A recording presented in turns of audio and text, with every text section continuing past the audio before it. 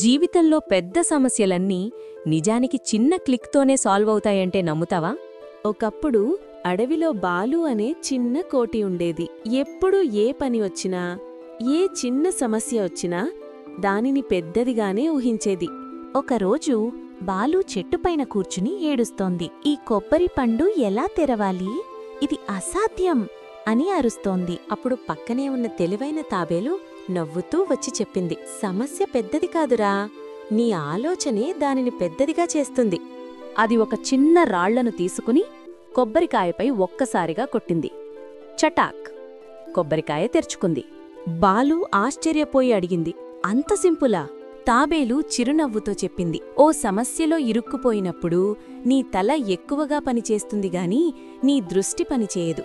ఒక చిన్న కోణం మార్చితే ప్రతి సమస్యకు సింపుల్ సొల్యూషన్ కనిపిస్తుంది. బాలు ఆ రోజునుంచి పెద్దగా కనిపించే ప్రతి సమస్యను చిన్నగా చూసి సింపుల్ పద్ధతుల్లో పరిష్కరించడం నేర్చుకుంది. మన జీవితంలో కూడా అదే.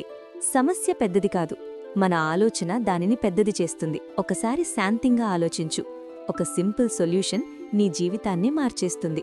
గుర్తుపెట్టుకో, సింపుల్గా ఆలోచించడమంటే సింపుల్గా గెలవడం.